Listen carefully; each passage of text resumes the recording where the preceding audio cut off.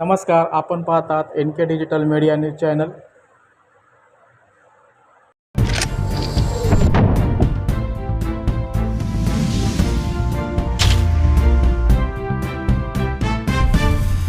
आता आपण पाहूया ॲडव्होकेट रविराज मोरे यांनी घटस्फोटाबद्दल दिलेले अत्यंत मोलाचे मार्गदर्शन, यावर स्पेशल रिपोर्ट. पहिली पत्नी किंवा पहिला पती जिवंत असताना दुसरं लग्न केलेले आपण पाहिले किंवा ऐकले असेल. त्याचबरोबर दुसरं लग्न करण्याबाबत खूप सारे गैरसमज आपल्याला पाहायला मिळतात.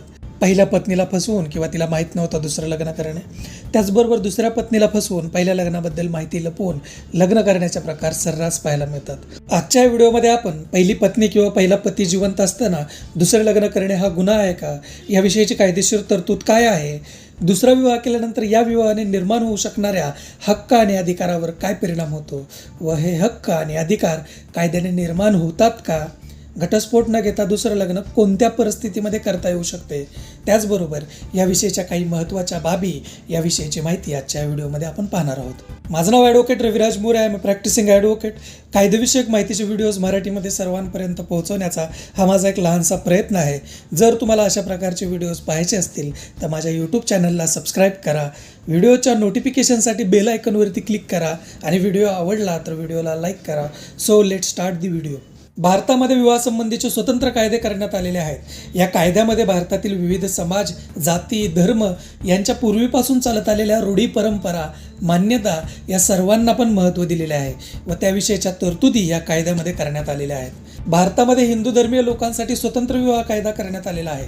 तो म्हणजे हिंदू विवाह कायदा 1955. हा कायदा हिंदू धर्मियांबरोबर बौद्ध, शीख, जैन या धर्मातील लोकांना सुद्धा लागू होतो. भारतामध्ये पहिली पत्नी किंवा पहिला पती जिवंत असताना दुसरं लग्न करणे हा कायद्याने गुन्हा आहे.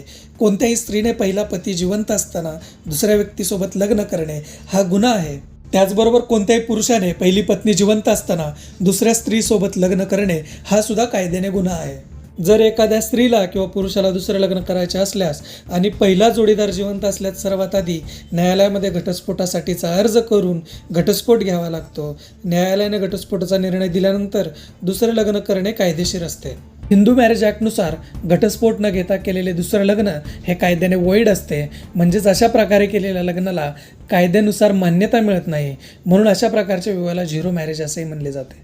हिंदू विवाह कायदा 1955च्या सेक्शन 17 नुसार जर कोणीही पत्नी किंवा पती जिवंत असताना घटस्फोट न घेता दुसरे लग्न केल्यास त्याला इंडियन पिनल कोड म्हणजेच भारतीय दंड संहितेचे कलम 494 आणि कलम 495 लागू होते व त्यानुसार गुन्हा दाखल होतो.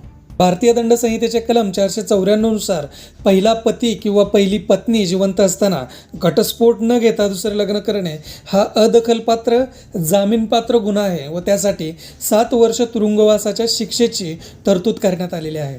भारतीय दंड संहिता कलम 495 नुसार दुसऱ्या पत्नीला किंवा दुसऱ्या पतीला पहिल्या लग्नाची माहिती न देता फसवून दुसरे लग्न केल्यास त्यास 10 वर्षापर्यंतच्या तुरुंगवासाच्या शिक्षेची तरतूद करण्यात आलेली आहे. घटस्फोट न घेता करण्यात आलेला विवाह कायद्याने वैध असल्याने अशा प्रकारच्या विवाहाला कायद्याने कोणत्याही प्रकारचे संरक्षण मिळत नाही.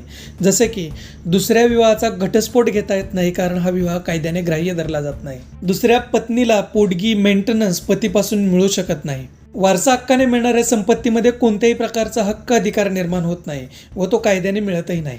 परंतु दुसऱ्या लग्नापासून जन्मलेल्या अपत्याला मात्र संपत्तीमध्ये हक्क प्राप्त होतो. हिंदू विवाह कायद्यानुसार काही परिस्थितीमध्ये घटस्फोट न घेता दुसरे लग्न करता येऊ शकते.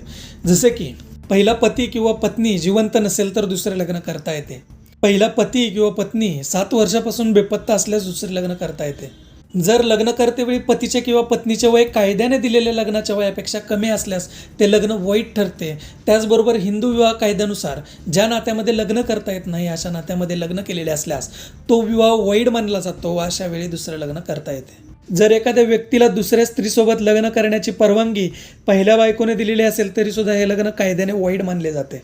जर जोडीदार वेगळा राहत असेल, आजारी असेल, वेडा झालेला असेल तरीसुद्धा घटस्फोट न घेता दुसरे लग्न करणे हा गुन्हा आहे. आरोपी विरोधात पोलीस स्टेशनमध्येही गुन्हा दाखल करता येतो. त्याचबरोबर न्यायालयामध्ये प्रायव्हेट कंप्लेंटही दाखल केली जाऊ शकते. तर आजच्या व्हिडिओमध्ये आपण घटस्फोट न घेता केलेल्या दुसऱ्या विवाहासंबंधीच्या सर्व महत्त्वाच्या बाबी, कायदेशीर तरतुदी याबद्दल माहिती पाहिली.